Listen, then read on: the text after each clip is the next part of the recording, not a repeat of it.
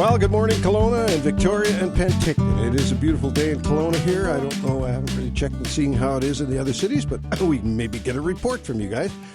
Ken and I were kind of hung up talking about a plant that I brought in and just about didn't get on the microphone here. But we're here. We're with you. A little busy there talking about cactus, as we often do.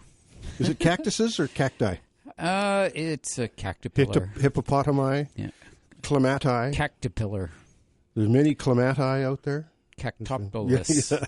Yes. Tips and plants of the week. My tip of the week, join a garden club. Pretty much each city has at least one general garden club and usually several other targeted clubs such as orchid clubs, cactus clubs, succulent clubs, bonsai clubs, you name it. Anything to do with plants. Fern clubs, and then, gesneriid clubs, all these different clubs. Anyway, join a club. If you are interested at all in gardening, it'll take it to another level if you join a club. In particular, one of the clubs, the Kelowna Garden Club, is one of the best clubs, in my opinion, and we may be a little biased, but the Kelowna Garden Club is a very active, wonderful club. So, folks in Kelowna, if you want to join a club, and anybody in Penticton or Victoria, if you want to tell us about your clubs, give us a call. Ken and I love to hear from you. Mm-hmm. My plant of the week is the Euonymus alata. Very common plant, but boy, is it ever showing off this year. Yeah, we're getting some good fall colors going on. It's great, and it may, I tell you, Ken, it may lose its leaves right now over last night because we got our first decent frost of the year here. Yeah, exactly. Yeah. Well, that's great. I also have a tip on a plant this week, and my tip of the week is that it's that time of year when you want to remove your hoses from your taps, your outdoor taps. These are called frost-free taps, and that just means that when you do, they're only frost-free once you remove your hose. If you leave your hose attached, often water actually gets trapped in them, and then that can freeze and really cause problems inside the wall of your house, which is not a good thing. So remove those hoses at that time of year and just leave them off. And one of Don's tips is to drain the hose so that if you do need it at any time during the winter, you're able to access that. All right, now my plant of the week this week is Cedrus atlantica. It's what they call the Atlantica cedar. And this is not actually a cedar. It looks more like a larch. And it's kind of interesting. They come from North Africa originally, from like Morocco area. And there's a bunch of different cedrus plants. They look like a larch, but they're not deciduous. They don't lose their leaves. And Cedrus atlantica glauca is a botanical name meaning blue or gray color. And they're actually a blue cedar. They often call them Atlantic blue cedars. And they're not really cedar-like. They have needles like I say, like a larch. But anyway, just a cool tree, cool plant. And there's a couple of them here in the valley. Not very many because they're not really 100% hardy for this climate. But they are sold and grown all throughout coastal regions around BC and into Washington State and down into Oregon. So it's a beautiful tree, something unique, something unusual. And some people think it's its own species, and they're trying to identify that as compared to the cedar of Lebanon. The Libani cedar is a different animal, but they say they're sort of related, but they don't know. They're going to figure this out. Anyway, that's my tips and plants for this week. I digress. Remember to check growercoach.com and Grower Coach on YouTube. Boy, that was a couple of long tips and plants, Ken, but that's okay.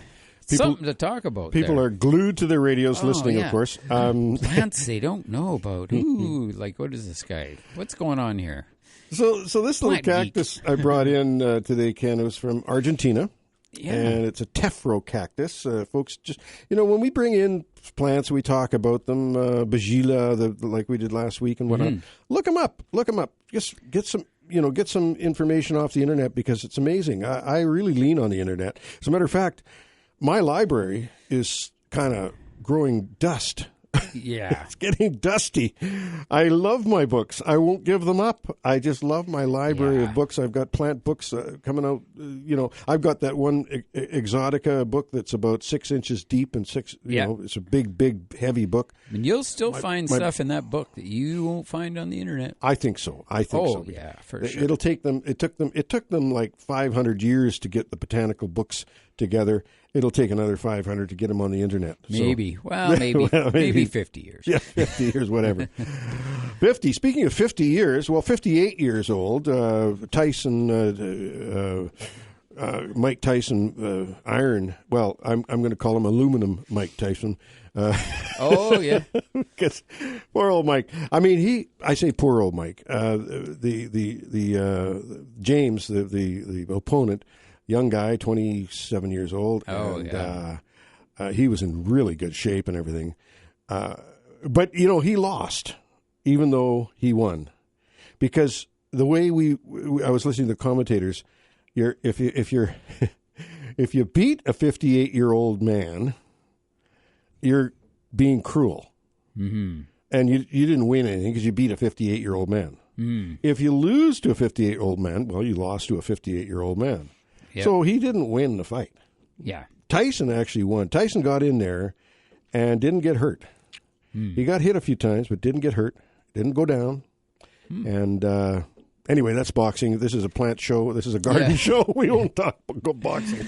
Yeah. But I have been fascinated over the years, and I'm now that I'm getting older, Ken. I love. Well, elder abuse is prevalent right now in society. Elder abuse. So as you get older, you're going to get abused because these young people they kind of look. Oh, he's just an old guy. Finally, right? I can. He's an old guy. But hey. I'm proud to be old. Hey, to get here and be here, I'm proud to be old and proud to be able to hand out, like Ken is doing as well, handing out great information on gardening, our experience, and the stuff that we've gone through all these years.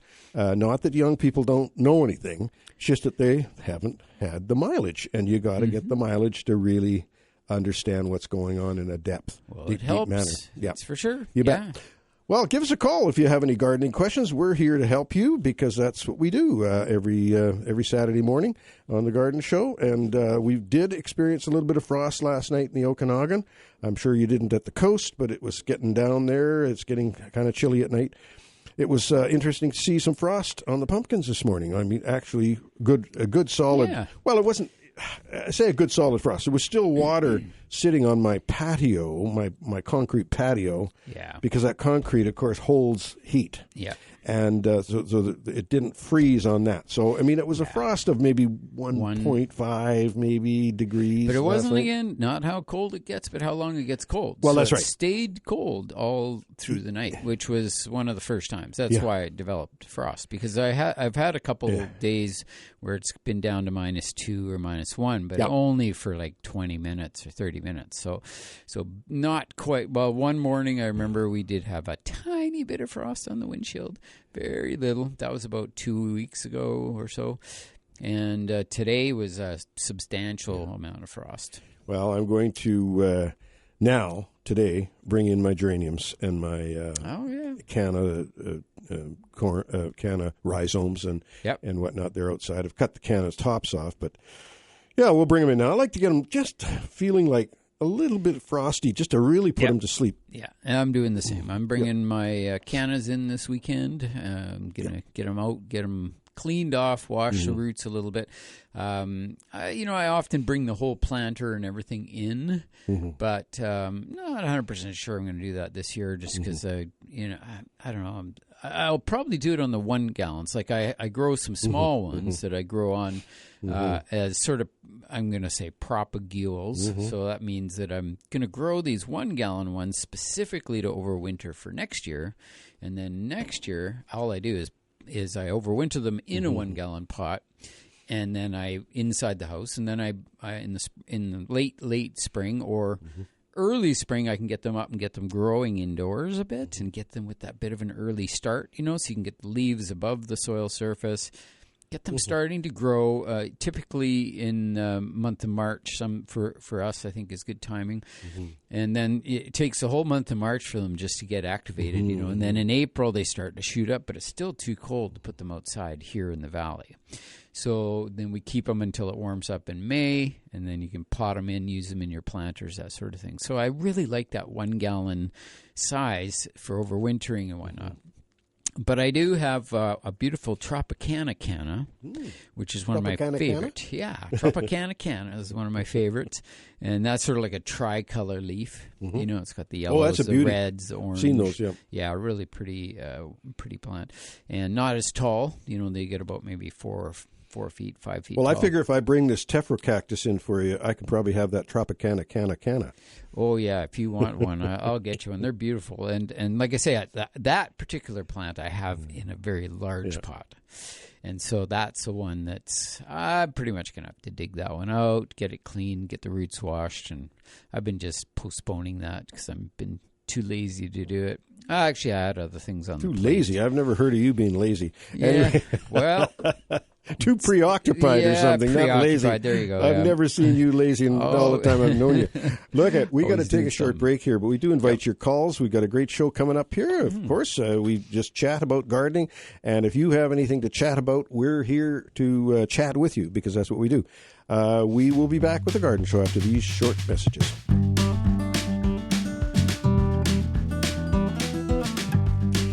Well, on a beautiful Saturday morning, and I say beautiful, I always say beautiful, but this morning it really is beautiful. The sun is shining, it's a little crispy out there, but a little frost on the pumpkins.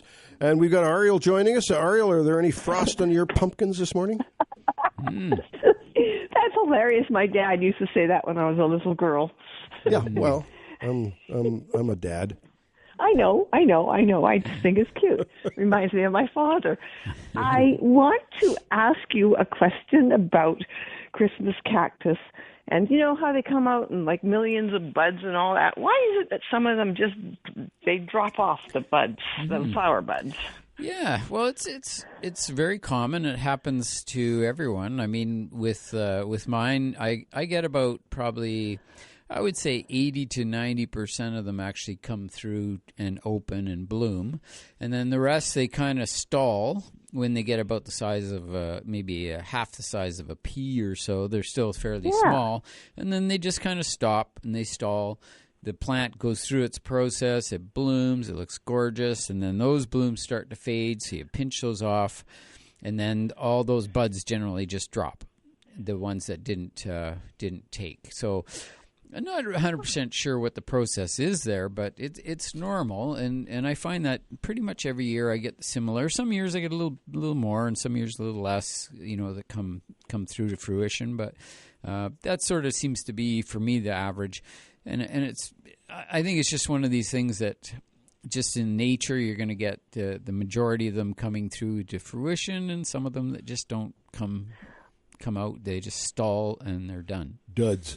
Duds. Well, they don't call you an expert for nothing, do they? Well, that's just kind of an observation, you can say. But there, I guess if we researched it, try to find out what it is, and it's generally, we know the process that happens when a plant sheds a leaf or a plant sheds a bud or a bloom, with abscisic acid building up at this receptacle point where they actually join together, and that causes a formation of corky tissue that causes it to drop off. But it doesn't matter what that means. All it is that we know that nature does its best job of getting as many flowers through to fruition as it can. Little super glue actually works on them. Yeah, well, that's good work. Not bad idea. You're so funny. So, Yeah, Ariel, you know what an expert is, the definition of an expert. It's okay. X Lay it on me. And X is an unknown quantity, and spurt is a drip under pressure. So there you go. Oh, thank you. You too. Okay, bye-bye. Day. Yeah. Bye-bye. Thanks for calling. Yeah. It's kind of amazing. I heard that at a seminar way back in the 70s from a guy, and I've never forgotten it. Teresa, welcome to the show. Good morning. Hello, Ken and Dawn. How are you? We are well. Good, thanks. This is our Teresa. We have lots of Teresas. This is not Mother Teresa. This is Teresa Hodge. Well, I don't know. Is there a difference? I'm just kidding. Oh, no, of course not. Of course not. Good morning. I'm enjoying the sunshine, I hope, because I'm looking out there, and, if I crank the heat up high enough, I'll actually think it's summer. Yeah, it is beautiful. It's beautiful. And I bet you your little greenhouse is still not frosty in there. You know what? I've been out there, and I can't believe it. Like, I have a lot of herbs and whatnot in there, and that baby is blooming. Like, they're just going crazy out there. I'm having a fine time. That's wonderful. Yeah. But I did do the other one. I did put a tarp over the other one just in case, and when it snows, it won't collapse. So we'll see. Right. But I am calling because, my Christmas cactus doesn't even get buds, so I don't know what's going on there. But I have a question about my Phalaenopsis. I actually got 2 for my birthday, which is beautiful. Nice. I love orchids. I took the little peat plug out of there, or whatever it's, when they ship them, they've got it almost at the base of the orchid. Mm-hmm. There's a little piece in there. Is that actually something that you should do? Because I keep hearing it's what they call an orchid killer, and I thought, I don't know if that's an old wives' tale or not, but I always take it out, and then repot. So is that true? I'm not familiar with what you're talking about there, Teresa. It's a peat pellet, like a Jiffy 7 type pellet? It kind of looks like that, and it's right, like if you unbury out of the bark. It's attached to the very bottom. I guess that's when they plant them. They plant them in there. Probably part of the propagation process. And I don't think it's an issue. My Phalaenopsis. A lot of people have Phalaenopsis in pots and whatever. Mine, the one that I have in the greenhouse, just sits bare root in a chicken wire cage that's with some moss in it. And so I'm trying to emulate what the Phalaenopsis, in Florida and whatnot, do in the crotches of trees and whatnot. They're not terrestrial. They don't have soil. Now, they may have used that peat for the propagation purposes. So I don't think it's an issue, but taking it away is not an issue either. No, I took it out and I cleaned it all up, and then I put everything back in because I know it's either moss or bark because they grow on trees. Yep. So I just, again, like you, I just put everything back in again. But I took that out because I heard that if you water quite often, it'll hold the water, and that's when it starts rotting. Well, that can be the case. That one issue with... and if it's peat, that could happen. They do use sphagnum moss as well, which is more like hairy and stringy. And that's something that's more, I would say, is a better choice, and then that you just leave it in place typically. And orchid bark is often what they use to... Like you say, though, for that propagation phase, they'll use either sphagnum but some people could use like a peat pellet like that for sure. Yeah. And that's probably a good idea to get rid of that, the peat pellet. I just didn't want to be doing something I didn't have to do if it turns out it's a wives' tale, but I've always done it, so... I don't know if I'd bother. Keep your humidity high. That's the key, because that's why they have these things, is to maintain humidity around the base of the plant. But whatever you can do. What I do sometimes, like I always look for these like oversized jars or oversized vases or something that's a big glass unit, and then I'd put my orchid in there. That's cool. On a bed of a little bit of gravel, like just a few pieces, some rocks actually, and then put a little bit of water in the bottom of that. And then what it does is create this little fish tank effect. Humidity. You get the little humidity environment, and the orchids just go crazy for that. They love it. So I'm going to have to try that because I got one. I'm looking at it right now. It's got my alliums in it, my dried alliums. Oh yeah. And I'm thinking that would be perfect. I'm going to try that. That'd be very cool. Yeah, and it all has to do with the size of your Phalaenopsis, of course, because some of those varieties get quite massive, and it's really hard to find something they'll fit in. But on the other hand, I would even consider using an old fish tank, and cleaning it all out, and then putting some rocks and moss, standing it on end instead of on sideways, right? So you get a vertical effect, and put your Phalaenopsis inside of that, and then just cover the back of it with something, which would have been the top of it. So like, when are you coming over here to help me do that? Yeah, well, I know it's such a fun thing to try. I always, I keep my eyes peeled for fish tanks and glass vases. That's why I say it. Yeah, well, you can make an environment. Then if you create this sort of this humid little like a mini greenhouse, like a terrarium, and then you can have your orchids in there, and you could have some other little tropical plants that creep around that love to be in humid environments. So. I can just see that happening, Teresa. Now, Remembrance Day is over. Yeah. Are you Christmasized? Getting there? No, started. Yeah, we're getting there. Yeah, yeah, I know. This is the most Christmassy place in town over at your place. Anyway, we're going to have to... I waited till November 12th. There you go, yeah. That's a wise thing to do. We're due for a hockey game again. Oh, we are. Have to make sure Charlie moves the 3 Christmas trees in the hockey room around so you can sit down. No, we got to do that. We had, actually, Donna had mentioned that there's one coming up, a 4 o'clock Toronto game. And today? Well, we'll have to check that out, but she said there's one coming up. She's my manager. I know. I'm Charlie's. Yeah, there you go. Somebody's got to keep control. Well, you call. Or Teresa, get Donna to call. Always love to hear from you. And say hi to Charlie. I will do that. Right. Take care, you two. Yeah, thanks Bye-bye. for calling. Bye. Bye-bye. Quite the couple, that is. And I'll tell you, we're very, very lucky to have them in this town. Yeah, fun to take in the hockey game, and especially, well, any time is a good time for hockey, but at Christmas time, getting your Christmas trees out, getting things all set up, and doing some decorating. Right. Now, just before we take a break, which we're going to do in a minute or so here, I just want to remind people about our wonderful trip to the Seattle, the Northwest Flower and Garden Festival, they call it now. It used to be the Northwest Flower and Garden Show, and now it's a festival. So Yes. it's taken it up another level. It's a festival. Yes. Anyway, that's coming up in February 22nd, and if you want to get on board, it's pretty reasonable, $7.99 per person for all 4 days we're away, plus 3 nights at the hotel, and tickets to the show, and all this free seminars, and just a lot of fun on the bus. So give Sun Fun Tours a call, and that is 250-763-6133. And on that note, we are going to take a short break, and we'll be back with more of the Garden Show after this short break.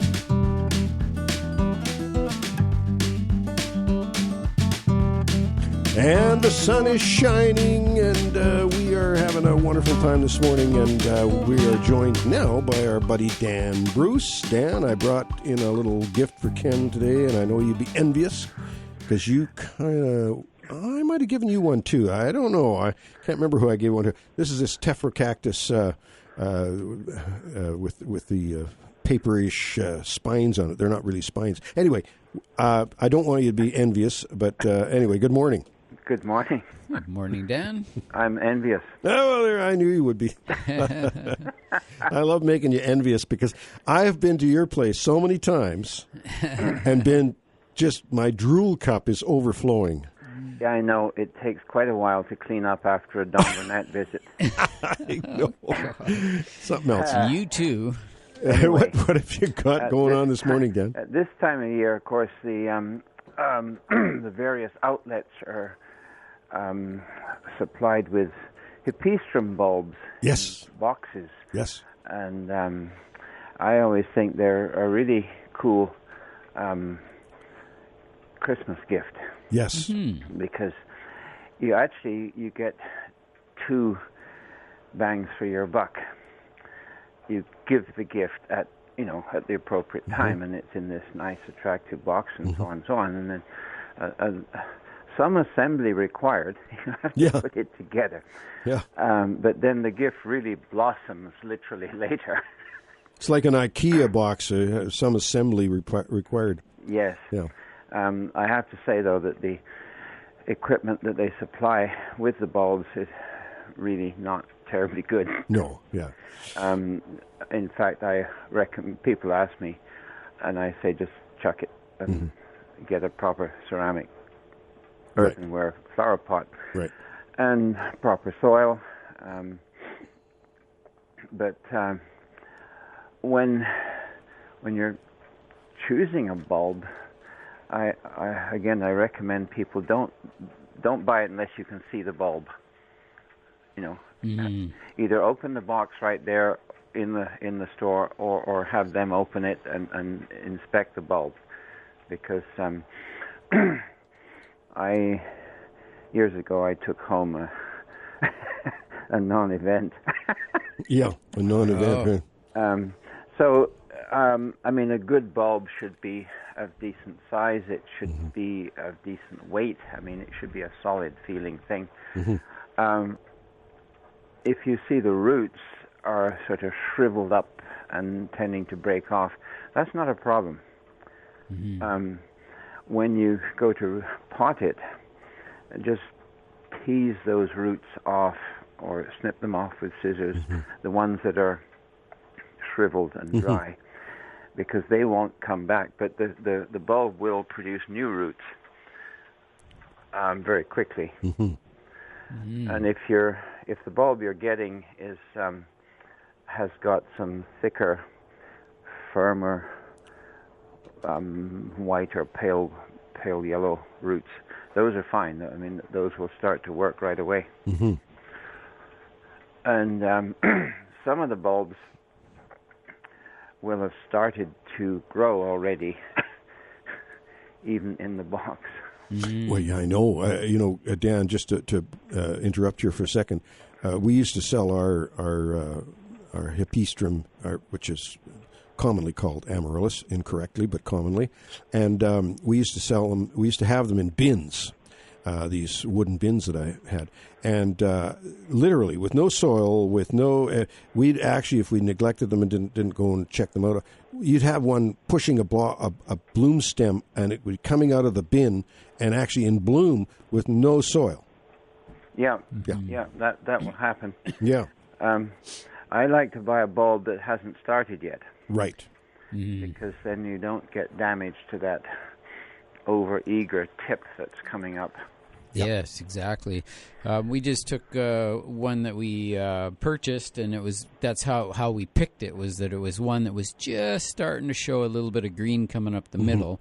Yeah. So we knew it was kind of alive, and it was starting to motion. And we got it home, we potted it up ourselves, and then watched it. It didn't do anything for quite a while. It just wasn't moving.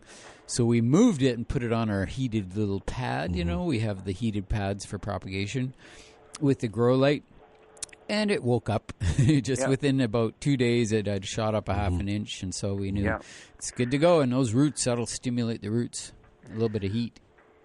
As you say, Dan, they make a great Christmas gift, and they can come back year after year. Yes. I mean, you should keep them, and when you look at the bulb, first take it out of the box, look at it directly from the top. The leaves of an Hippeastrum come out symmetrically from the center. The flower spike comes out from the offside. I noticed that, yes. So you can tell if you see some green happening in the center, that's fine, that's expected, and that has to be there because that's the leaves. But the flower bud itself is coming from either side.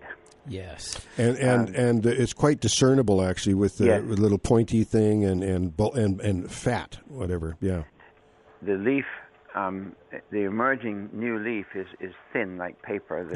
The bulb is the flower is fatter. Yeah, and the leaves are a little rounder on the top rather than pointed. Yeah. So that when you're potting the bulb, get some decent soil. This thing is going to perform for you, so you perform for it. Give it decent soil. Right. And a slow release fertilizer mixed in with that soil is a good thing. Once you've got it in the pot, then water it. I put the water around the inside of the rim of the pot and try not to get it on the bulb itself, although that's not too big of a deal. I'll water it thoroughly and then let it sort of half dry out before you start to water it again.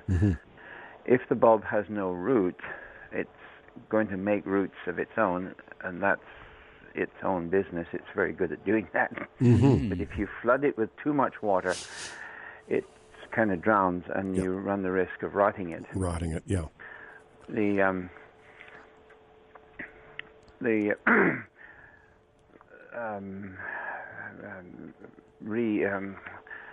her name escapes me at the moment, Reed in England. She is the keeper of the National Collection of Hippeastrum. Wow. And has written a decent book, and she is quite insistent about not letting them sit in water. Yes, yes. And she's absolutely right in England. Yeah. She has not visited, as far as I know, the searing heat of the Okanagan, Right. where the pot can sit in water and not be Problematic. a problem. Yeah. So yes, you can be a lot more generous with water here than you can in either Vancouver or places with a similar environment. Yeah, and another thing that we actually had, they make these vases specifically for Amaryllus that are glass, and they're fat at the bottom, and they come up and they get very narrow at like a neck, and then they come out really wide for a big Amaryllus bulb to sit in. Yeah. And then you sit your Amaryllus bulb on it, and you bring your water level up to about a half an inch below that bulb. Yeah. And then what happens is within just a short period of time, those roots, they feel that humidity there. They know the water's near, and they shoot out of the bottom of the bulb, and they grow down into the water. And it's really fascinating to watch. But the key is keeping the actual bulb out of the water, but letting the roots dangle. And, plants are pretty good at adjusting their root because they can actually adapt that root to being in underwater or being above water or being dry or whatever. The roots are quite adaptable. So Now Dan, before I let you go here, you mentioned at the beginning, get a proper pot. You mentioned ceramic or clay. That's been not controversial or whatever, but it's been a discussion over the years, clay versus plastic pots. Is it aesthetics or is it actual ability for a pot to sustain a plant better if it's a clay pot than a plastic pot? I think that the red earthenware ceramic pots are the best thing to go with because they're heavier. There's a point. Yep. This tends to stop things from becoming top heavy. There's a good point. Hippeastrum flowers best if it's pot bound. Yes. And one thing that I do sometimes is in arranging putting the plant in the pot, in the ceramic pot, I put a big rock in there. Okay. Because Hippeastrum does tend to get top heavy. Right. So the rock increases or decreases the root space in the pot, which increases the pot bound effect. Well, that makes a lot of sense. Next week we'll talk. Plastic pots, I think, react too fast to temperature. The ceramic ones keep a more even temperature. There's another good fact. Yep. Because there are some species of Hippeastrum that are in the wild. They're actually epiphytes. They grow in trees. Oh wow! Oh, interesting. And they cling on like orchids. So they're adapted to sharp drainage, as well as being somewhat root bound. All good points, Dan. Next week, I know you'll come on board with something, but you might want to talk about the actual Amaryllus. Next week, we'll talk about the actual Amaryllus, which is a genus, but what we call Amaryllus is Hippeastrum. We don't, and I'm glad I've met you over the years because I used to call it Hippeastrum. But Hippeastrum sounds a lot better. Doesn't sound like an old hippie. Anyway. Right. Okay. Right. Thanks, Dan. We'll talk next week. You betcha. Okay. Take care. Okay, right. Bye. Bye-bye. Bye-bye now. And, it's always fun to talk to Dan. Look, we're going to take another short break. We do invite your calls. Give us a call, 250-862-2525, or if you're calling from out of town anywhere, 1-888-780-4273. We will be back with The Garden Show after this short break.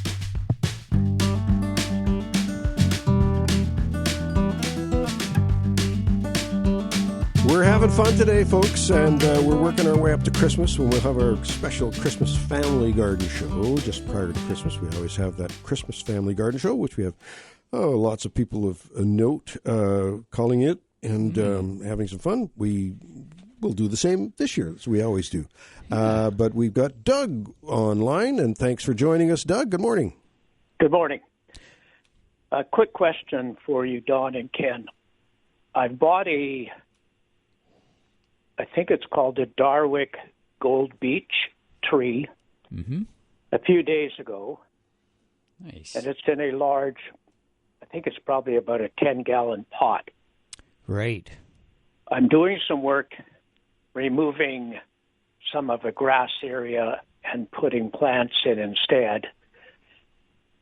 But there's more work to be done there, and I'm curious, can I simply put that tree in its pot into the ground, cover it well, and then next spring take it out of the pot and plant it where I want it? Yes. Well, yes, you can. If it was left at the nursery, what they would do is they would just take them all, put them in a row, and bury the base of the whole entire pot would be about 6 inches under the surface of, say, compost or mulch or sawdust or something, and that would give it some frost protection to the root system for the winter, and that would be fine. The issues you may run into is, especially if it's pot bound, if that root system is all just wound inside that pot and it's been there way too long, meaning the tree is big and the pot is small, then you're going to run into problems with that two ways. One is through the winter, the thing's going to desiccate and dry out because it's got way too many roots in the space. So then you'd ideally water that thing through the winter to keep it alive.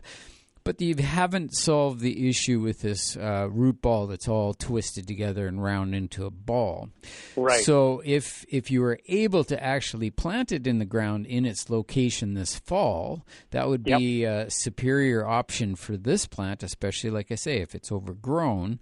Then what you can do now, like now that the tree is dormant, you can think of it as being like, it can't really tell what's going on, but it's an opportunity to do some root damage and allow the roots to recover over the winter time. So that's where we pull the thing out of the pot. We actually get in there with maybe a hammer with the tines on a hammer and get in there and claw, rip at that root system and completely tear it apart and get rid of these girdling roots that go around in that pot. And so you can do this root damage in the fall, but and you can use knives or pruners or the ideal thing is not to smush the roots, like mash them up. But you need a bit of equipment because it's hard to do. You get in there and pry it all apart and get that root system opened up. Because if you can imagine, a 6-7 foot high tree would have a root system that's about 6 or 7 feet in diameter. And so that root system is now all bound up inside that little pot. So if that's the case, it'd be nice to try to do that. Now, if you did that and you tore the thing all apart and you planted it into the ground and you gave it a couple stakes to hold it up because it's not going to be rooting very well at first, and then you put a little bit of composty mulch around the thing and water it in really well and let it ride through the winter, then in the spring it wouldn't really be rooted very much by spring, but a lot of these damaged little ends and whatnot, the damage you've done are started to callus over, they're starting to heal up, they're getting ready to send out some new shoots. So you could dig the thing up again at that time and put it somewhere else temporarily, finish your work and get it back in as early as you can. And that would be acceptable. And so what I'm saying is that the winter is this opportunity for it to be completely dormant, so you can do this kind of surgery on it, right? And then give it a few months for it to kind of recover from that. Okay, that's very helpful. Yeah, it just means I need to get to work and get it in the ground. You were just being lazy, like Ken. 100%. Okay. Thanks for the call. Thanks. Take care. Bye-bye. Bye-bye now. Yeah. And before we take our break at the bottom of the hour, we've got Jack joining us. Good morning, Jack. Hi, Don and Ken. Look, my problem is my daffodil bulbs. I haven't been home for 10 days, but before I left, they were pushing up. And also, I bought some and put them in pots, and in 2 weeks, they were pushing up. How do I protect them? Interesting. Well, a little mulch. It did it last year. Well, I can throw leaves on them or something? Yeah, leaves or mulch. Leaves or mulch, Jack. I mean, just to protect them a little bit. But they're not going to grow too much now that the winter's here. I don't know what triggered that. What do you think, Ken? Well, last year it did the same thing. They got up 2 inches. I had to phone back in February and ask my friend to throw a bunch of peat moss on them. Yeah, where are you located? Yep, in Glenmore. Oh, Glenmore. Okay, yeah. So that can happen. It's sort of common for those to start pushing during the winter months, and you'll see that with other types of bulbs too. They'll send up a little shoot, and they just kind of poke a leaf out, and they're just really. Typically, it's a sign of them being happy that they've rooted in and everything's healthy and it's happening. But that little shoot that does come up, if you get temperatures that go below -10 or so, then those usually will burn off.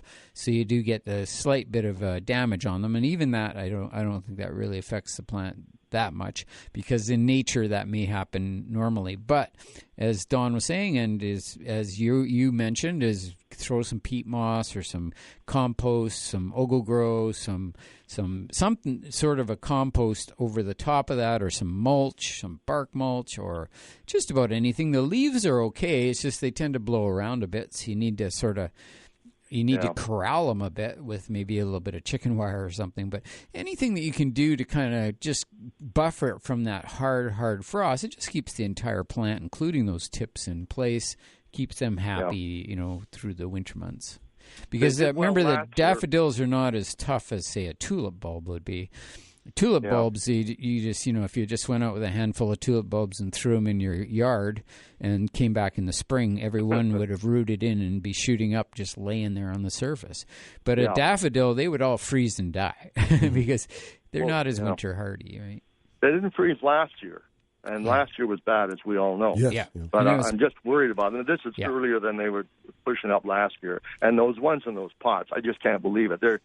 I put them in 2 weeks ago, 2.5 weeks ago, and they were pushing up too. Yeah. Just put the mulch around those pots, Jack. Okay. I don't think you're going to have an issue. I think they're going to bloom next spring and be just strong, and it just serves you right for going away for the winter and not being here. So anyway. Well, I'll be back tomorrow morning looking at them.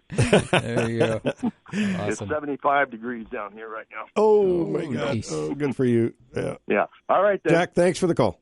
Thanks. Take Bye-bye. care. Bye-bye now. Bye-bye. There's Jack listening online down south in 75-degree weather. There you go. That's Fahrenheit, of course. You betcha. Yeah. Well, the first half of the show is whipped by here like grease lightning, and we appreciate the calls, and we're looking forward to more calls in the second half of the show coming up very, very quickly here.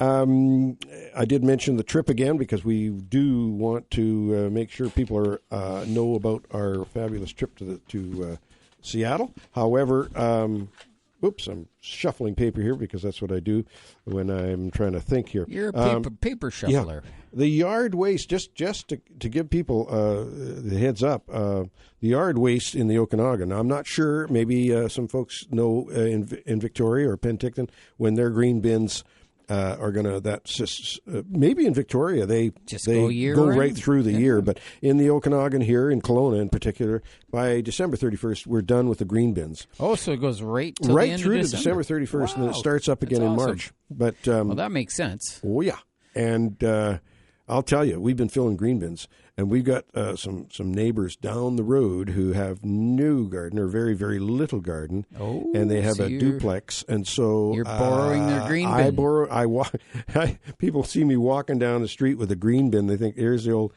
Don Burnett picking up plants somewhere or whatever. I don't know what kind of comments I get. But it's a common occurrence because I had to do the same thing the other day as well. I had to borrow the neighbors, not my neighbors, but at a client's property. Borrow the neighbors and top it up as they were out of town anyway. Sure. So, it was just sitting there empty, waiting for somebody to put some compost in it, and away we go. I just don't know what we used to do when the green bin system wasn't there. Yeah, because had to make a pile, I guess. Well, we would take it to the composting place out there. To the nuisance ground? Yeah, to the nuisance ground. Yeah, my dad used to call it the nuisance ground. Anyway, we're going to take this break pretty quick here, and we're looking forward to more calls when we come back. 1-888-780-4273. If you're calling from anywhere listening online or from Victoria or Penticton, 250-862-2525 is the old number that we've been using for many, many years. As a matter of fact, since 1983, it was when we started the show, which is kind of fun. Next May, Ken, it'll be our 2000th show. We're going to have a big celebration, and I believe we will. We'll have some fun. We'll have a party. We'll do our thing. You bet. And, so keep listening, folks, because we got a whole 1 hour of Garden Show left coming after the 9 o'clock news. And on that note, we're going to say goodbye, and we'll be back after these short messages.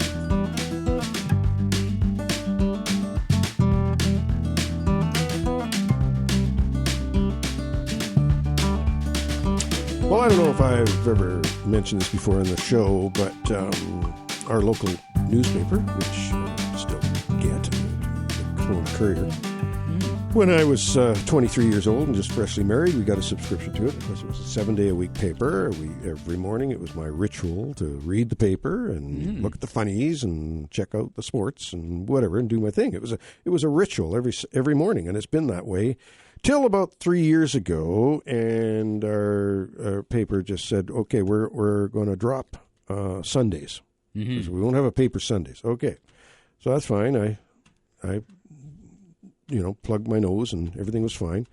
And then recently, another few months ago, they canceled Monday. So now the paper turned into a 5-day-a-week paper. And it's just now turned into a 2-day-a-week paper, Wednesdays and Saturdays. I'm an old-fashioned guy. I love a newspaper, but I understand this is the whole thing. So I'm very sad, actually, the fact that I don't have that routine anymore. I've changed my routine. So I'm one of the things I'm doing right now, Ken, is I get my my arborist magazines in every month, and in the magazines there's a CEU test. You can get one CEU, which is a continuing education unit. Right. And you have to maintain your certification. You have to have that CEUs. You need 30 every 3 years. In other words, 10 CEUs a year, which really isn't that difficult, except that with me, I wait until the last, like my certification comes up in June. And so here I am scrambling to get CEUs but anyway, that's what I'm doing now. Instead of reading the newspaper, I put that thing in front of me and I do my CEU test. On my thing, so that works out okay. Yeah, fabulous. What the heck? I mean, yeah, but I'm very saddened losing my newspaper. Anna is joining us. Good morning, Anna.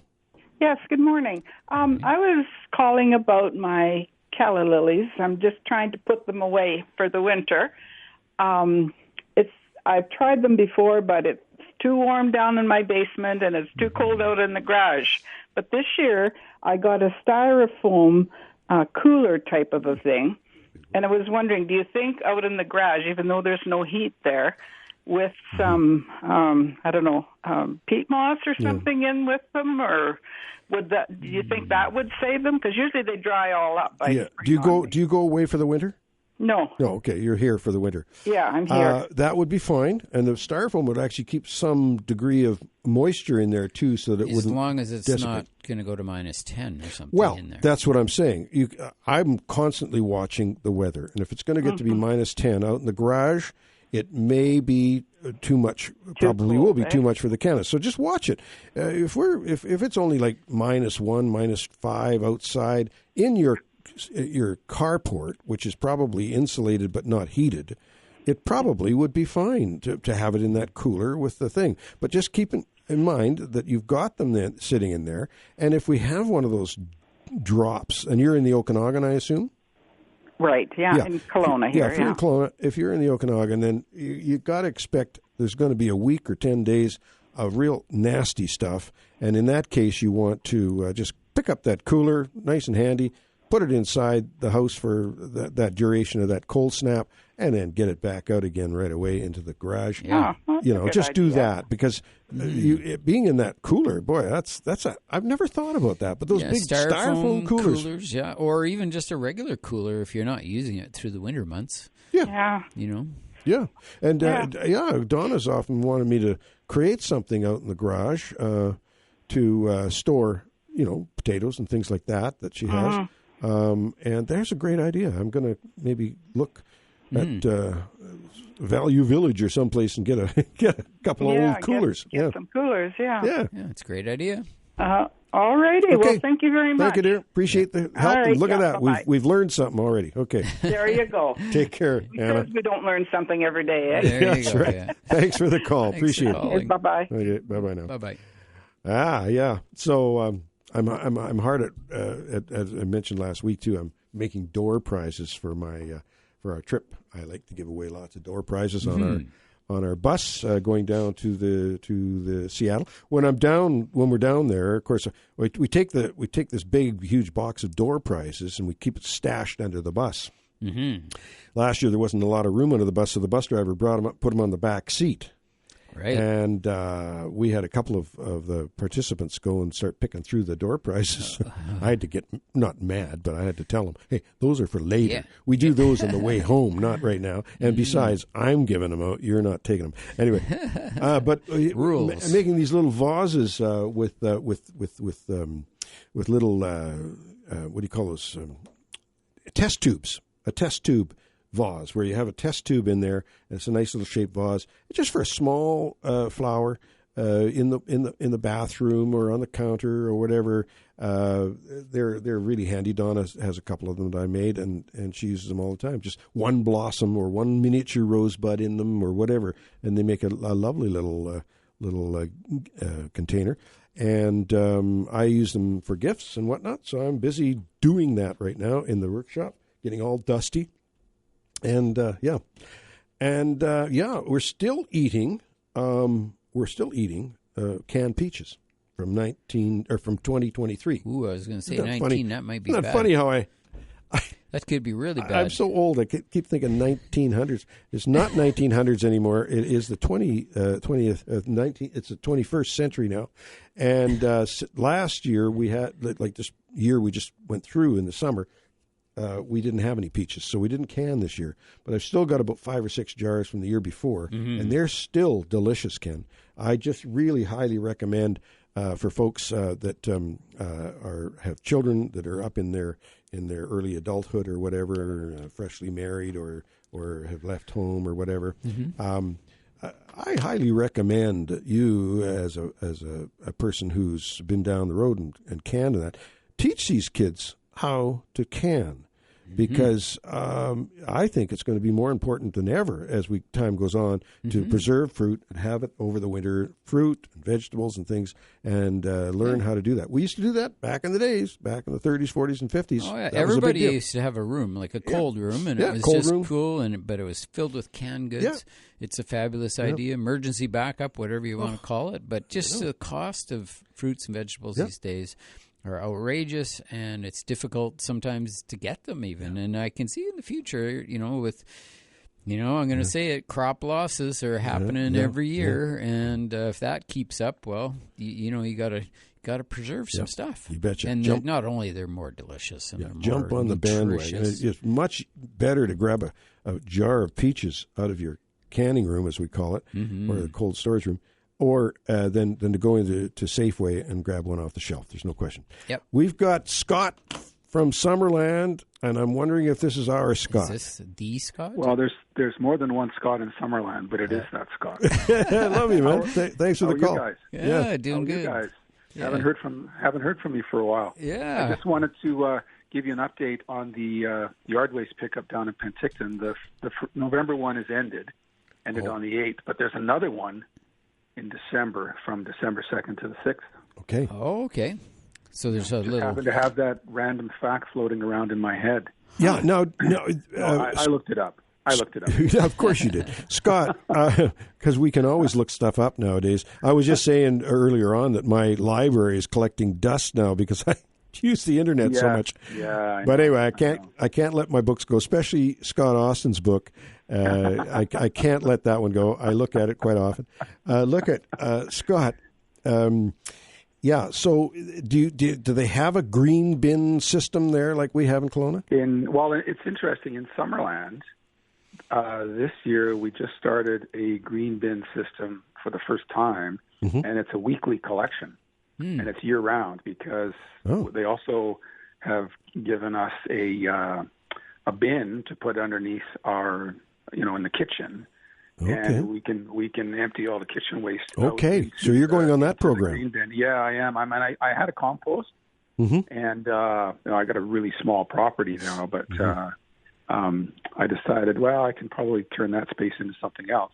And I use the compost that I generated, but I don't need very much of it. So we're in with the weekly yard waste program, and I tell you, even with a small property, it's amazing how much you generate between the kitchen and then the fall cleanup and cleanups for my daughter and cleanups at the church. And I mean, there's always stuff in there. It goes out almost every week. So it's working pretty well, I think.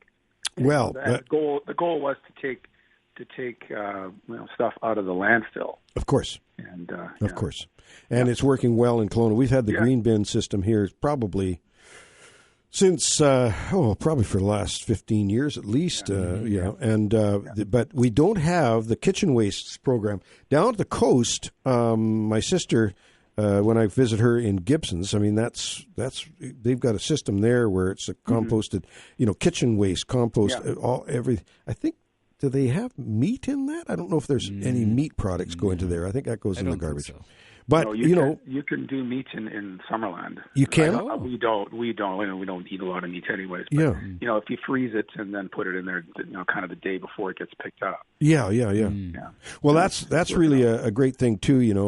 If for instance, when we periodically, not always, but we periodically have gone out fishing and brought back some trout and whatnot. Yeah. What we do with the refuse, the guts and things from the trout and the heads and whatnot. We put them in a plastic bag, put them in the freezer, and then when the garbage pickup comes, we can put them in there, and there's no problem. Way to do it. Yeah. Scott, we got to take a break here, but I always appreciate your call. Do you want to hang on? You got something else to say? Sure. Hang on through the break, and we'll talk to you after the break. I got a question for you guys. Oh, perfect. Good. See if stump the boys. Okay. I don't think it's a stumper, but we'll see. Okay. Talk to you in a minute. We're going to take a short break here, and we'll be back with the Garden Show after this short break.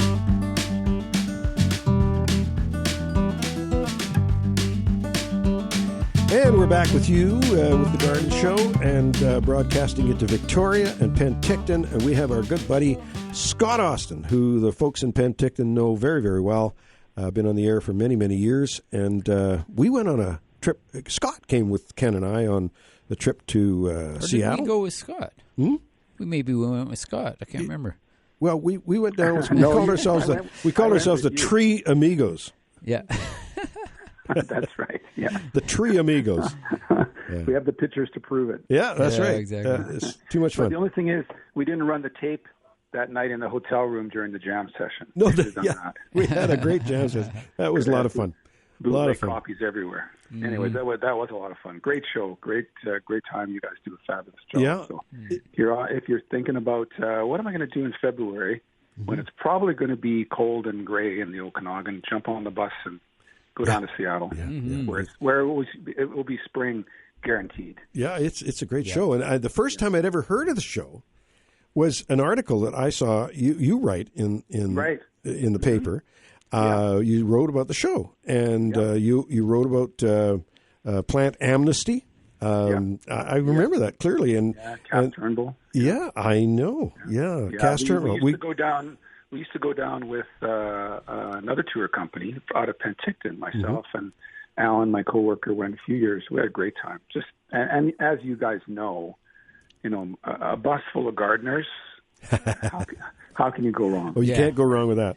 And you know what? We sometimes when I talk to people and say, "Well, you should come on the trip." Oh, my husband doesn't garden. He's a mechanic or something. It doesn't have nothing wrong with a mechanic, mind you. But I'm just saying. Yeah. And I said, "Hey, bring your husband, because whether you're a mechanic or not, you can't deny it is the most beautiful show down there." Yeah, it really is beautiful. Yeah. Except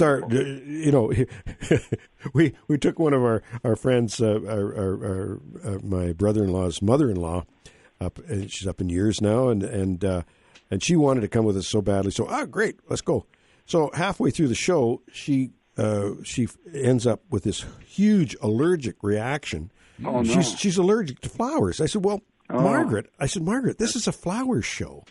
Like, but you just tell me now you're allergic to flowers. Yeah. Oh, dear. There you go. So, hey, I got a question for you guys. I was, and I used to get asked this question a lot at the garden center every year at this time. Do I cut ornamental grasses down or should I leave them through the winter? Mm-hmm. And I don't know about you guys, but is it changing now? Are you seeing more and more gardens? And I don't know what you do, Ken, as part of your business, but do you cut them down now or soon?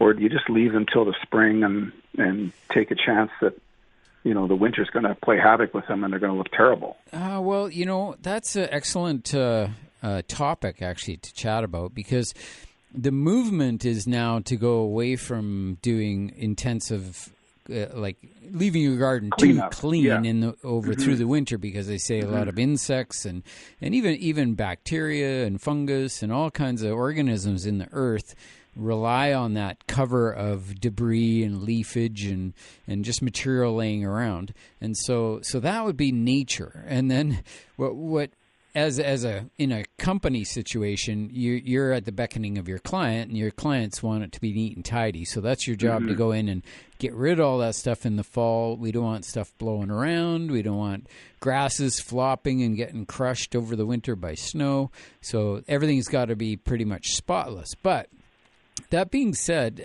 I have a handful of clients who say, yeah, no, I'm good with that. Don't do too much. Like, just make things a little bit tidy, so they're not too messy looking, but just leave everything as is, and we'll do a big spring cleanup, Yeah. I see more and more people. I was thinking about this week because I was going through some photos on my computer, and I took a whole bunch of photos of ornamental grasses in front of the garden center down there in Penticton at Gardenworks. Mm-hmm. And we have lots of them. We planted lots through the years. And, on a bright, cold day in January, when the sun is shining and the snow is kind of sitting on those grasses, or the sun is behind those grasses, there's nothing like it. Mm-hmm. But on the other hand, the wet, heavy snow that we seem to get now, it really makes a mess. And I have firsthand experience of that in my own yard. I have 4 Northwind panicum switchgrass along my sidewalk, and like 2 winters ago, they just got crushed by the snow, and it got so cold that they kind of froze all in a big lump, and it was so hard to clean them up. I thought I should just do this, before this happens. And so last year I cut them down in early December. Yeah, and it's much easier on us to do that. And I think the fall cleanup for me has that other benefit, is that once everything is clean and tidy and neat, I still prefer that, an organic composted mulch product. But in the springtime, if I don't have to be spending too much time walking through my beds, because the beds, I have so many things like peonies shooting up and hostas and different perennials, herbaceous perennials. I don't want to be walking through there, because it just smushes everything down. You forget, there was a bleeding heart there, and I crushed it. But I don't mind it when the deer do it, because they don't have an excuse. But the other factor is this is what brings in stepping stones. The original use of stepping stones in the garden was to know how to get in there, where you can stand when you're doing your cutting back. So if you don't want to do the fall cleanup and let it roll through, then before you cut everything off, is go in and place your stepping stones. And you have to do it at 2 different times. One is like when the bulbs are shooting up and they're starting to do their thing, you want to know where their locations are, which are often right where you would put a stepping stone, unfortunately. But, you just want to find those spots where there isn't anything growing. And ideally, when you design the garden, that would be my tip for designers, is to throw in some, like if you're doing a herbaceous perennial garden, is throw in some stepping stones here and there that go in even during the planting process, so that you don't end up putting these things on top of existing plants. Yeah, that's a good point. And don't put them so far away that you have to reach Put everything within reach of that stone, and then move on to the next one. That's a very good point. But I just wanted to ask you guys about the grasses because it has become obviously our winter weather is a topic of endless discussion, but we don't seem to get dry snow anymore, right? It comes, it's wet and it's heavy, and there's a lot of it, and it just crushes the grasses. And it doesn't really matter to the grasses. There's no advantage because they're all more than winter hardy enough to survive. And if you our winters, think about it in nature, these grasses grow in a big pile of dead grass from years previous. They do. They shoot up out of the middle of it. Shoot up, yeah. The older you get, the heavier the snow gets, Scott. Well, that's just it. Like I said, that experience 2 years ago, I changed my mind. Because I used to tell people, just leave them because they look so nice in winter, and just wait until you see the new growth coming up in the spring, and then give them a good hard pruning down to that new growth. But now I'm thinking, tidying up the grasses, but leaving some of the litter, the forest litter, kind of is a good plan. Yeah. All right, great to talk with you guys. Scott, always nice to hear from you, buddy. And we do have to see you in the flesh at some point. Oh yeah. maybe. I look forward to that. If I know family time and everything at Christmas, but if the roads are all right and everything, maybe you can whip down here and join us for our family Christmas show. That would be fun. Yeah, that'd be nice. Then you'd have to stop over to Don's greenhouse afterwards to look at I have succulent collection. And I have to tie your hands behind your back. Yeah, and then the musical instruments will come out. Oh yeah, that's right. Yeah. And this time we'll run the tape and make a bootleg. Yeah, there we go. Okay, buddy. Take care, All Scott. All right, great to talk to you guys. All the best. Keep up the good work. Thank you, buddy. Thanks, Scott. Take care. Bye-bye. Yeah, good friend. Very first time I ever actually met Scott, I was at a conference, and we were standing in line at the lunch break and standing in line at the food table, loading our plates up, and I overheard him talking, and I kind of recognized his voice from the radio, and I could tell it was Scott. And he was, giving people thoughts right at the table there, and one of them was my mom feels that if she doesn't get her peas in before the end of February, it's too late. So that's the one advice I have. Now I haven't tried. Have you done peas real early like that every time? Yeah, not every time, but I have. What I've changed to doing now is because of the birds that come and eat them off. The little house sparrows come in and they eat the tops of the peas off as they shoot up. So I either cover them or I start them in 6-packs. I put like 1 pea in each 6-pack. Okay. And I'll do like a whole flat. So 72 of these peas in 6-packs, and then I sprout them indoors and get them up about 4 or 5 inches high. Okay. Then I put them out into the garden right where I want them, and I still give a little bit of protection to them. But once they've gone over that, 4 or 5 inches tall, then they seem to be much more resilient to insects that are coming, the climbing cutworms, the myriad of other things that would like to attack them, and including the birds. Yeah. Very interesting, and we do invite your calls. We want to chat with you, and anytime on the Garden Show in the morning, Saturday mornings, that's what we love doing is chatting with you folks. And if you have any questions, give us a call. If you have any comments, give us a call because we're here to help you. We'll be back with the Garden Show after this short break.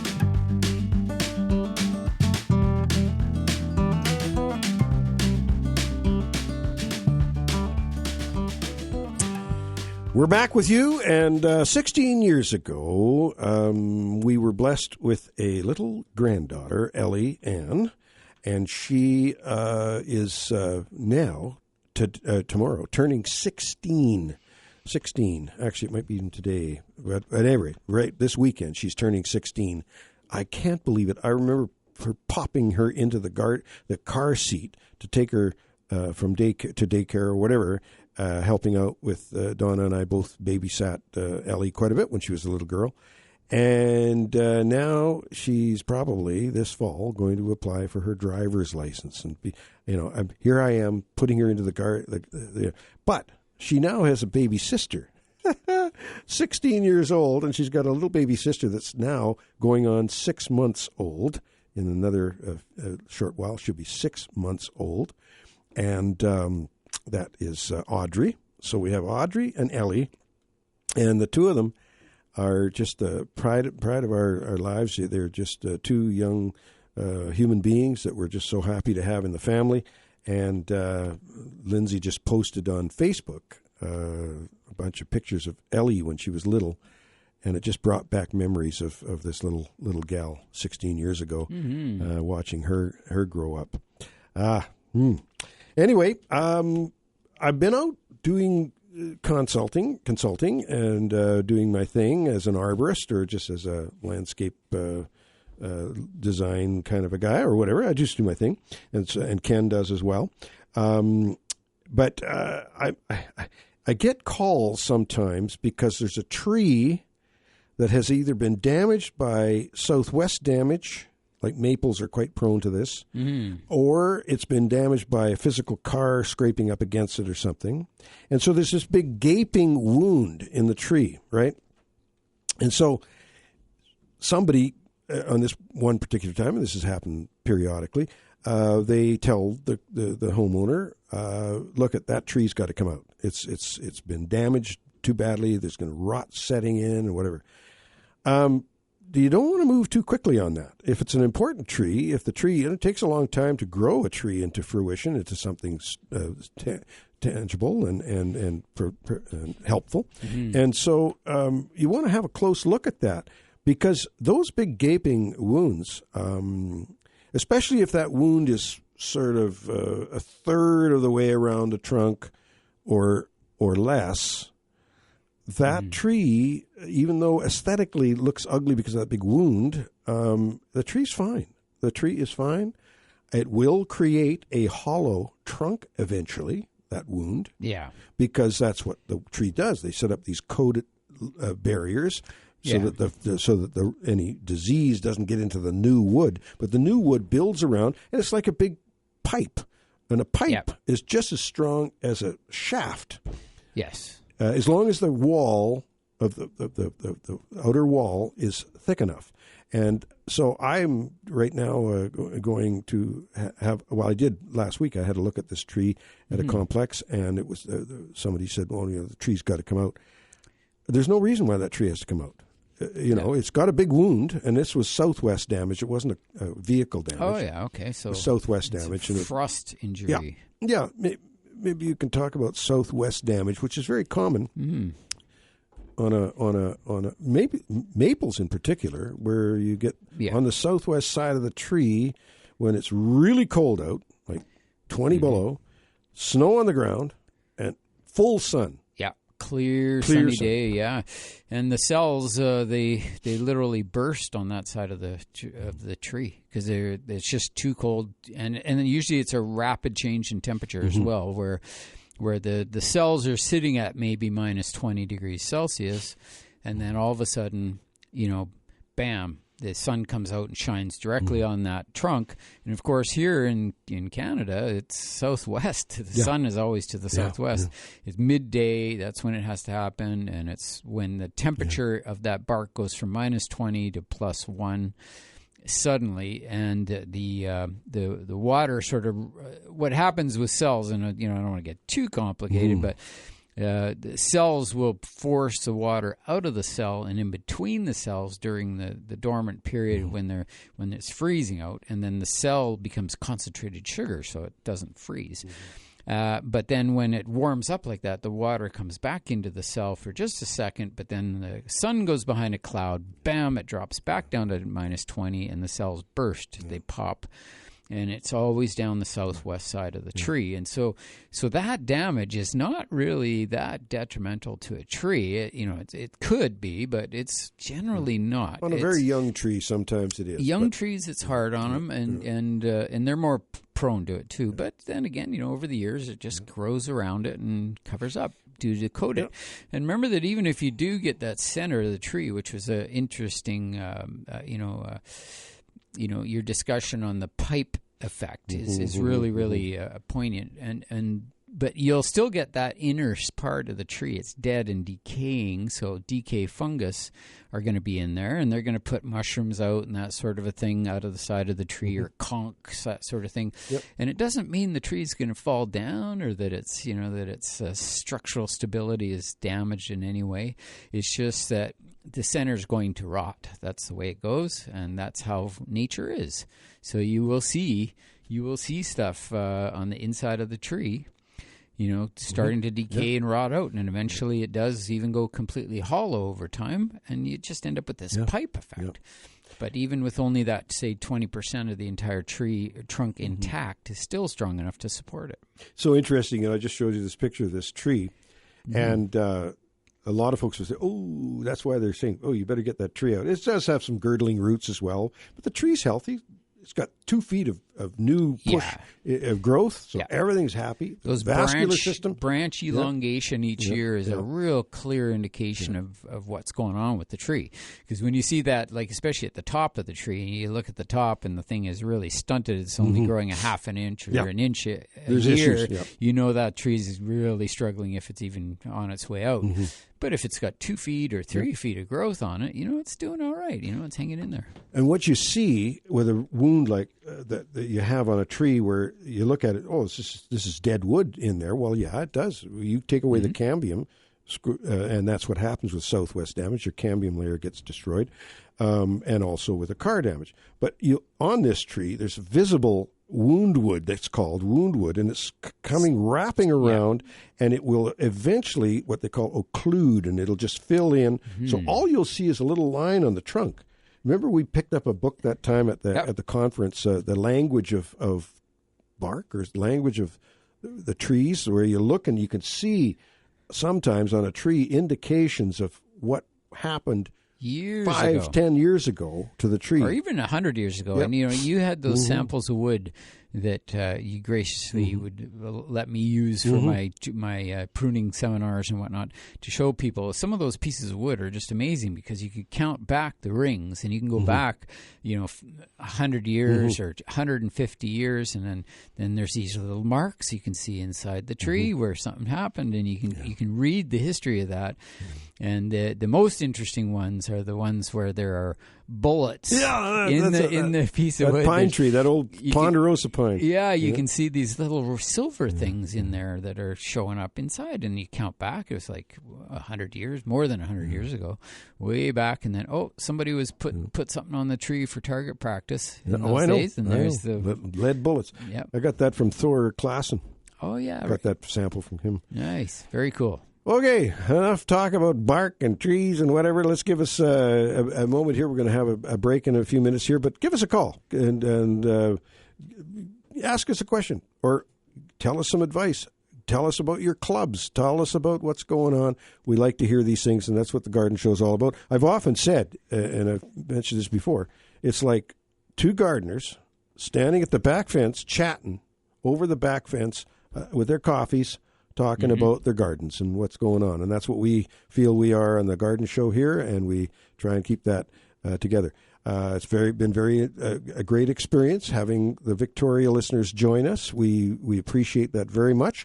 Ken and I are interior gardeners, and so any advice that we get or talk about, there's lots of stuff that overlap, that we can talk about stuff in Victoria and the coast that really relates to anything we do here. But there are some differences, and we always appreciate folks calling in from Victoria and giving us a little insight into what's going on there.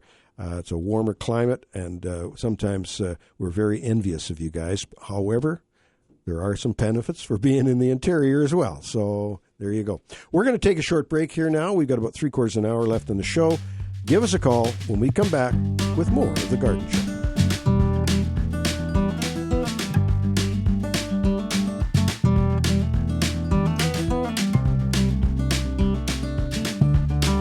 We have Doug joining us. Good morning, Doug. Good morning. Good morning. Been listening to your show for years. Thank you. Without, like, every time. First-time caller. Mm-hmm. Nice. I'm just wondering why the tomato crops were so bad this year. Yeah. Depending where you're located, Doug. In Kelowna. Mm-hmm. Kelowna. Yeah. Well, that is a good question. It says usually it's weather related. You know, like it's typical that it's weather related because there's some people have had better success in warmer areas. It's funny that in some spots they did well, and some people did have success. Not everybody had failures, but there did seem to be an above average poor crop, or let's say delayed, like it just didn't get going. And part of that is that I think sometimes people get their crops out too early, and the plants get kind of chilled. And once they get chilled, they don't ever really bounce back from that, not 100%. So that affects them sometimes. I have also found, like, I waited until right to the end of May to get mine out, and I still didn't find that it was that warm out. Like, it was okay, but it wasn't warm. Like, these plants don't like to be below 15 degrees Celsius. And it's like, there's no way we were that warm. And I always think of nighttime. I'm not so concerned about days. But the plants, you know, they just do better when the temperatures are warm. And then when it's warm, you got to feed because they're so hungry to feed, you know. So a bunch of things have to fall into place. And for me, I think it was around the end of May, it kind of cooled off a little bit. And then it seemed like we were just getting into June. And then all of a sudden it got really hot. Yeah. And it was too hot then, and the plants weren't really doing well. And then it cooled off again in July. It was just like this on-off switch. It just wasn't consistent. Well, I tell you, Doug, my crop is poor this year. However, it's come on quite strong in the latter part of the season. But are you dealing with the same varieties that you've always planted and seeing this change? Or did you plant some varieties you've never planted before? Have you changed any of your methods? It's called black tomato, or it's Black Russian, maybe. No, it's the one that you cut into it, and it's red, it's green, you know. Mm-hmm. Anyway, what happened here in my neighborhood over the summer was there was a big road paving project, and I'm kind of thinking maybe that scared all the bees away because they didn't like the smell, you know. Well, that could be too. These are all factors that would affect the crop. So in other words, you just didn't get much of a crop. It wasn't that it was really late. I had good pollination, good crop, but all the tomatoes were very late this year. I mean, I was picking tomatoes and finally, and I've got a whole whack of tomatoes in my kitchen ripening up from late in the season, and it has been a different season. But then every season is different. So, yeah, I'll do it again next year. I'll try again. Yeah, and hopefully get a better result. I found some of those. You were talking about kind of a black tomato variety. I found some of those sometimes species tomatoes or non-hybrids can be late in the season. I've got Ananas Noir. That's it. Yeah. Okay. Yeah, that's a late tomato anyway, but the pollination was poor. You're saying, eh? Yeah, I just didn't see any bees, and I actually planted a bunch of plants that are supposed to attract bees, but I just didn't see any bees. You know. Right. Well, I would also suggest that it doesn't take a lot of effort to do some hand pollinating with a Q-tip, going from blossom to blossom and just doing that. And let's face it, you just do one little dab and you got yourself a tomato. So doing some hand pollination with a Q-tip is often helpful. You want to make sure you want to make sure you get a little bit of that pollen, the yellow pollen on the toothpick, and then just go around and dab it on the different flowers and do it from one tomato plant variety to another tomato plant. Just mess around that way and see if you can get some results, get some action going there. There also used to be a product on the thing called it was a product you sprayed on the tomatoes, blossom set, tomato set. Tomato set. Yeah. Now I'm not sure whether that product's still available. And I'm not sure what was in it. I just remember selling a lot of it back in the day, where people would spray on the tomatoes. So it isn't a problem that's brand new, Doug. It's something that's people have struggled with over the years. One year being better than another. Farmers will tell you, for sure. When this, I was talking at a family reunion to a farmer where we were having this reunion in Alberta. And he could remember, he can name every year and how big the wheat crop was and what the year was like and when the frost came and if it was dry or whatever. They have it pinned. So every year is different. Okay. Yeah. Okay. Thanks. Okay, Doug. I'll do it again next year. Yeah. Give her heck. Awesome. Yeah. Okay, buddy. Yeah. Thanks for the call. Bye-bye. Bye-bye now. Yeah. Driving through the Okanagan on various occasions and other areas as we go traveling, either over the pass, the Rogers Pass, or whatever, you're always looking at the scenery and looking at trees and shrubs and waterfalls and streams and rock faces, and it's just beautiful scenery. The BC is just filled with beautiful scenery. But once I started reading this book, the Geology of the Okanagan, I started to look at that scenery with a different outlook and looking at the rock formations and whatnot, and realizing how wonderful that we have, where those tectonic plate movements caused our mountains to shoot up in the air, and all the ice ages, and showing huge boulders that are 10 feet tall and 8 feet wide, laying there, and those boulders were rolled down by the ice sheet that was 300 meters thick. Yeah, a lot of weight there, and so much going on, so much action going on, and we're just driving through looking at the results of it. It's really quite something. It's fascinating. It is fascinating. It's a great study. If I come back in another life, I'm going to be a geologist. Yes. Yeah. It is fascinating. Yeah, you bet. Love it. Yeah, very cool. Well,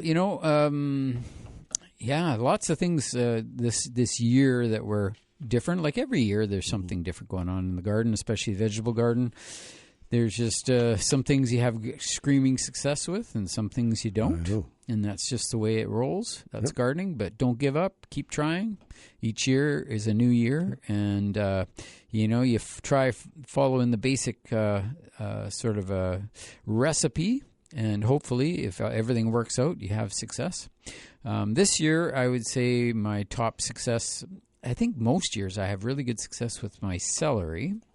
And the tomatoes this year, well, again, it's just, early, mid, late season tomatoes. And I didn't do a lot of tomatoes this year, so some of them were okay, some of them not so good. Definitely didn't have the best year for tomatoes. Cherry tomatoes, again, really late to get going. And then once they got going, they were good. Yeah. But they were late, later than normal. And carrots seem to be pretty good. I've got some carrots. I still have some in the garden, and they're kind of a little bit big. They're about 3 inches in diameter, if you can imagine, and about 1 foot long. So they're monster carrots. They're not as nice and sweet as the other ones, but I've been resisting harvesting them because I like to dig out a little bag full at a time, but I don't want the tops to freeze because then they go mushy. Yeah. So the carrots can handle a touch of frost. They can. Yeah. But you should protect the tops of them with a little bit of compost or mulch. And I've got some straw. My mother-in-law used to leave them out all winter, put some straw and mulch over top, and go out in the middle of winter and dig them. Yeah. Yeah. So we're going to have to say goodbye pretty quick here. You betcha. Ken. Yeah. It's However, I just want to remind folks that this is the time of year, too, when you're out maybe gathering seeds from your plants and whatnot and get things going there. We're going to do now the tips and plants of the week. My tip is join a garden club. Pretty much each city has at least one general garden club and usually several other targeted clubs such as orchid clubs, cactus and succulent clubs, and bonsai clubs. Join a club, and that will get your gardening experience expanded. My plant of the week is the Euonymus alata, the burning bush, which is showing off right now. Brilliant red. There's a number of them around that are doing really well. there you go. My tips and plants are that it's time to remove all your hoses from your hose bibs around your house. Those frost-free taps are not frost-free if your hoses are attached, and you can run into water getting trapped into the house, and it can freeze and cause all kinds of problems, at least here in the Okanagan, but I recommend it for everywhere. Drain those hoses too so that you can use them if you have to.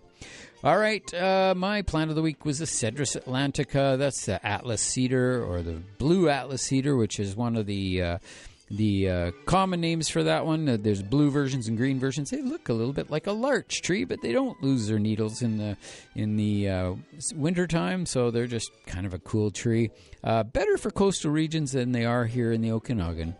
All right, that's my tips and plans for this week. Remember to check growercoach.com and Grower Coach on YouTube. You betcha, Ken. And Dr. Alex Shigo's quote of the week this week means something to me. Every organism must rest, and I mean that. We got to rest at our age. Take care, folks. We'll see you next week with more of The Garden Show.